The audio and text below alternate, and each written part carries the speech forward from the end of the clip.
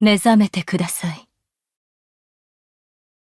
あなたの主のために。I'm stepping into Richard's shoes a little bit. We're recording back-to-back podcasts on Emma and Ishin. Yeah, and now we're going to talk about Emma. Indeed, everyone's favorite physician. Oh, and before I forget, tell us where we can find you on social media. Oh, yes. I do most of my stuff on Twitch. It's, twitch.tv/Cynder Thief, and that's CYNDER_thief. Mm-hmm. And Twitter and YouTube are the same. Excellent. So, yeah, we've got a multimedia footprint. Watch out, Lucasfilm. Better yet, watch out, Disney. The mouse will not be pleased.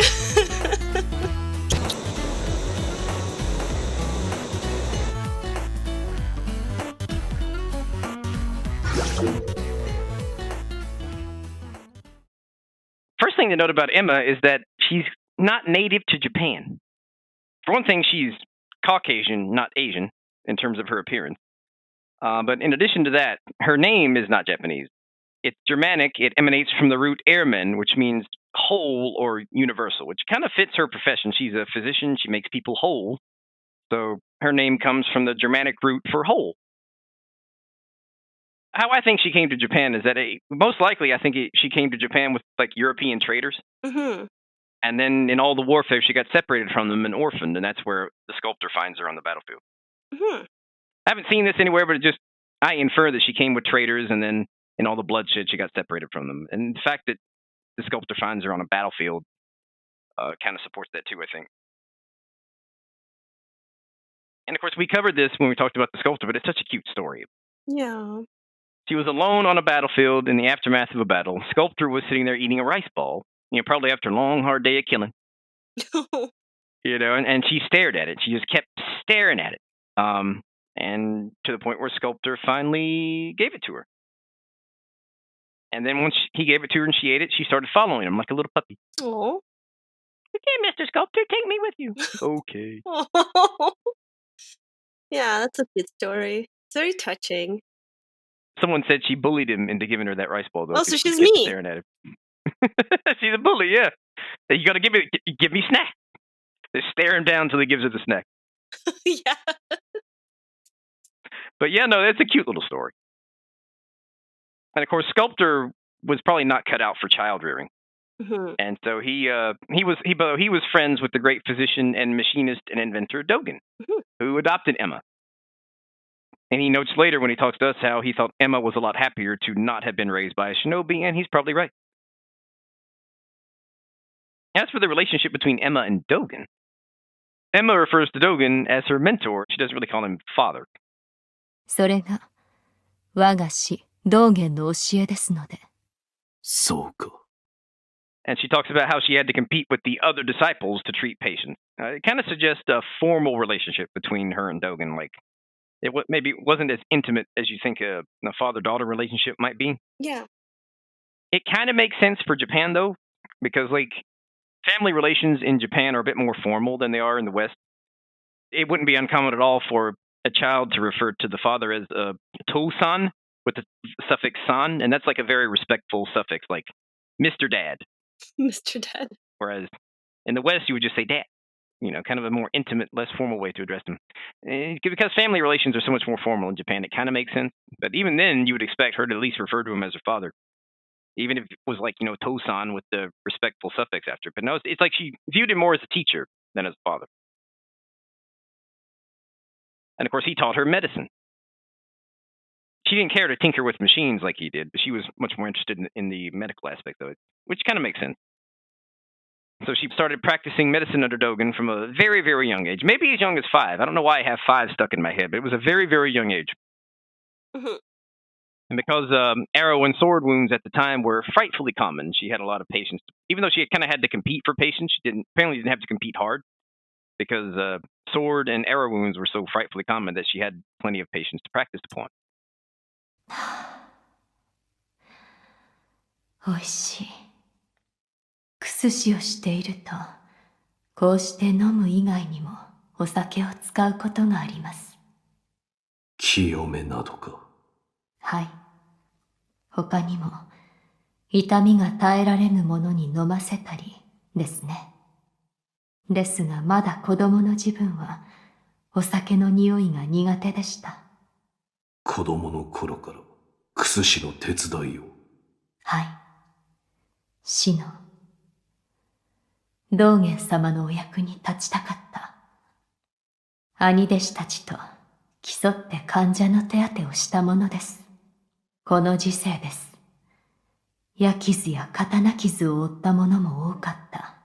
そうか。Now, this was after the Ashina Rebellion, I think. Or maybe during. I don't know.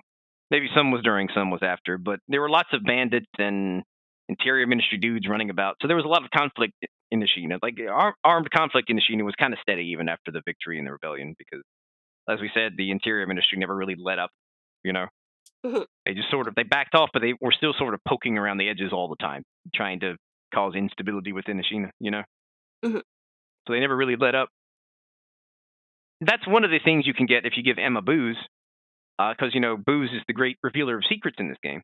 If you give her different booze, I forget which one, she actually alludes to a time she might have met Wolf before all these events took place. Because she also mentions that, actually it's the same booze as the prior dialogue, but anyway, she mentions that shinobi would come to her for treatment.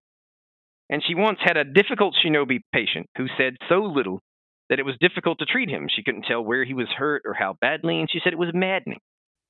どうした？いいえ、それから、時折忍びの者も参りました。一度、とても困った患者が。どう困ったのだ？なかなかに喋らぬのですよ。どこが痛いのか、どれほど痛むのか。それがわからぬので並行しました。そうか。まるで人事のような物言い。なんだと？いいえ、何でもございません。As she's telling the story, she asks Wolf if any of this sounds familiar, and he's like, no. So I think that this is maybe her first encounter with Wolf. Yeah. Of course, as we know, Wolf can't remember a lot of things about the past when we first start the game. Right. Also, didn't a bunch of rubble fall on his head? It could have been, yeah. Oh, you know, Kuro had to dig underneath some rubble to pull him out. So maybe when he died and the rubble fell on him, maybe that caused some amnesia. You know, because he's clearly has trouble remembering things past a certain point. Yeah. He probably doesn't remember his first encounter with Emma, but she remembers. Which kind of, you know, brings us to the beginning of the game, because obviously it's Emma who gives him the note, which is from, I think, Ishin. And that's what motivates him to, you know, get out of the well and go find Kuro and fight Genichiro and all that stuff that we do at the beginning of the game. So she clearly knew who he was before then, so that kind of substantiates the notion that she had met him and she knew who he was and everything. So yeah, it's another interesting little connection. And speaking of connections, of course, at this point, when we arrive at the game, Emma is helping us because Ishin wants her to, because he wants us to rescue Kuro so that Genichiro can't use the dragon's blood for reasons we've already explained. お主は一体誰に仕えている？アシナ一心。私は一心様に仕えるクス氏です。何故助けを命じられたのだ？一心様は流因の力を望んではおられません。故に九郎様を。アシナより逃がそうとした。はい。井戸底への文。あれもお主か。その通りです。She gives us the gourd, she gets us out of the well, she does all this good stuff. And matter of fact, it seems fairly clear, not 100% clear, that Emma's the one who persuaded the sculptor to retrieve Wolf from the battlefield after Genichiro cuts him down. Because why would the sculptor go out of his way? He's busy carving idols so that he doesn't turn into a demon. Why would he leave that off to go pull some shinobi he doesn't know from the battlefield? Of course, Emma knew him because he found her on the battlefield all those years ago. So I think Emma asked him to come get us. That makes sense, actually. She's a retainer to Genichiro, and she's Ishin's personal physician, so she knows what's going on. She's got insider knowledge. Yeah, for sure. So when Genichiro cuts us down, I think she asked the sculptor to come get us, which he does. The team effort. Yeah, it's a team effort, man. We gotta thwart Genichiro, and it's a team effort. You know, it really is. And of course, as we know, Emma is fairly proficient in the sword. It was Ishin who trained her in swordsmanship. She learned practicing with Ishin, and she also observed Genichiro practicing with his sword while others were too busy drinking sake. 一つ聞きたい。はい。剣の師は誰だ？剣。私はクス氏ですよ。誰だ？一心様です。ですが、ほんのたしなみです。お主の剣気、とてもたしなみとは思えぬ。何のためだ？人は切りません。人は切らぬ。はい。人を切りたいなどはつゆほども。ただ、鬼など出れば切りたいと思っています。鬼？本気に取らないでください。ほんのざれ言です。So from observing Genichiro and from training with Ishin, you know, hard to find a better tutor for the sword than Ishin. She came to be a pretty accomplished swordswoman herself, as we find out in the boss fight with her. Yeah. And the Shura ending. And she notes that she has a passing interest in swordsmanship. Actually, she doesn't talk about it proactively. Wolf asks her about it because apparently he can tell by looking at her that she is proficient in the sword. And there's sort of an old saw among martial artists that one proficient martial artist can tell another just by the way they carry themselves. And so I guess if you give any credence to that, Wolf could tell just by looking at her that she was proficient with the sword. Yeah, it makes sense. She says that she has no interest in killing people, but she would kill a demon if one should appear. So again, that's why she attacks us in the Shura ending, because she sees that we're turning into a demon. Yeah, so she says it. She's like, oh, I would surely kill a demon, though, and then she stares you down. Pretty much, yeah. She's like, I have no interest in killing people, but I would kill a demon if one were to appear. And then she just keeps sipping on the booze that you give her, you know. It's all matter of fact. You know. It also may be another reason why Ishin sends Emma to help us, because he knows that protecting Kuro will involve lots of killing, and anyone who does lots of killing is in danger to become Shura. So maybe he's like, if this dude gets out of hand, I need you to cut him down. So she may have had multiple ulterior motives in helping us, but she helps us. So, we're glad for that. Yeah. Of course, Emma plays a role in multiple endings. これは、やはりあなたが持っていてください。また、新しい忍びが、力を求める時が来るでしょう。Of course, in the Shura ending, she's a boss that we fight. 私はかつて、修羅を見ました。あなたの中にも、同じものがいる。それを、切らねばなりません。But she also plays a role in the Purification ending. This is going to take a little bit of context, I think, just to kind of understand a little bit how the dragon's heritage works and all of that. Just kind of understand what the Purification ritual is. Like, the 4 different endings are Immortal, Severance, Return, Purification, and Shura. Kuro wants Immortal Severance, the same as Takeru and Tomoe did back when they were both alive. Of course, the result in the Immortal Severance is that the dragon's heritage is removed from the world, but the dragon's heir, i.e. Kuro, dies. At Kuro's request, Wolf stabs him through the heart, and he dies with the mortal blade. Kuro's immortal, but of course the mortal blade kills Immortal, so it kills him. And when we couple that with the dragon's tears, that removes the dragon's heritage from the world, or at least it seems to. I don't know if Wolf retains his immortality or not. And then Wolf goes off and starts carving, Buddha idols, just like the sculptor did. And Emma initially says she wants the same thing, but what she really wants, though, is purification. And what purification means is that Kuro will revert to a normal human being and live out his days as a regular schmuck, just like everyone else. And Emma's the one who tells us about that option. If we eavesdrop on Kuro and then we talk to Emma and then we eavesdrop on Emma and the sculptor, we learn that if we follow the Purification ending, Kuro will become a regular human being, but as a consequence, Wolf will have to die. And of course, in the Purification ending, we see him decapitate himself with the mortal blade. It's pretty gnarly. Yeah, Um, it's pretty intense. you know, I mean, it cuts away just as the sword reaches his neck, but then it cuts back to him and he's got no head and he just collapses. And you're like, where did that head go? This fool cut off his own head. And because it was with the mortal blade, he ain't coming back this time. Aww. And actually, and then after that, you see Emma and Kuro both paying their respects at Wolf's grave, which is kind of sad. Like, personally, I hate endings where the protagonist dies in the game. It's sad. But on the other hand, it's heroic.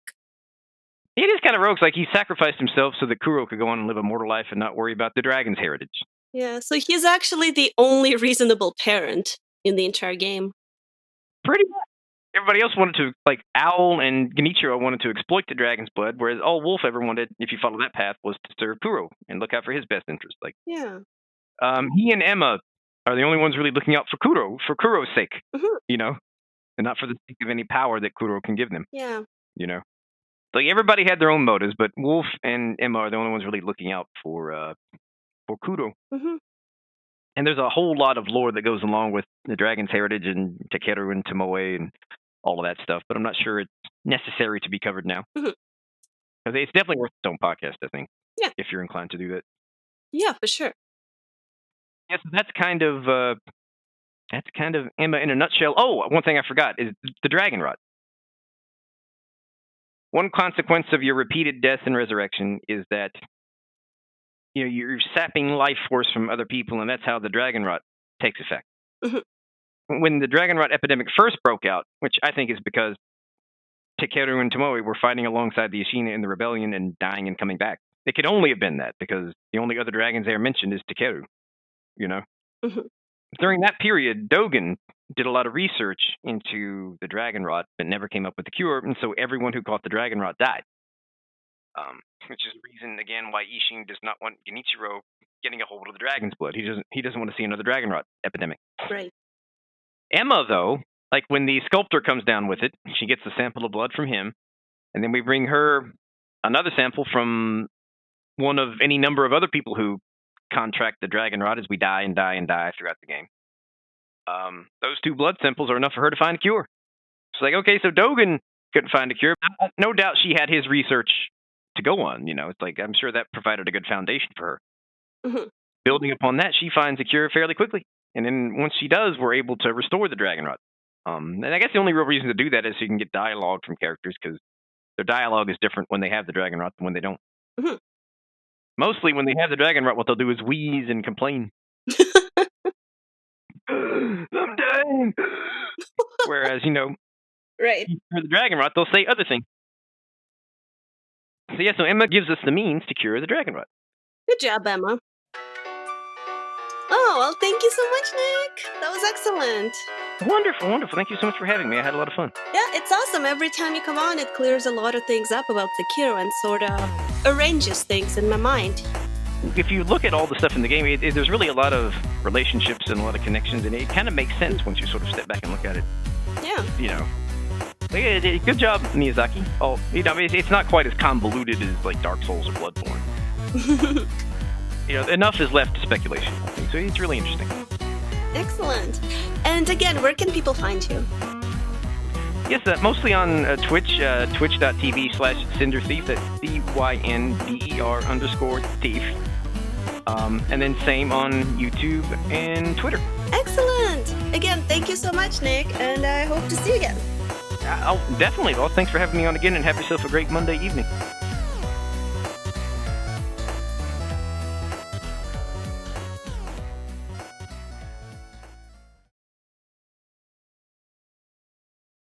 Emma 殿にもお世話になりました。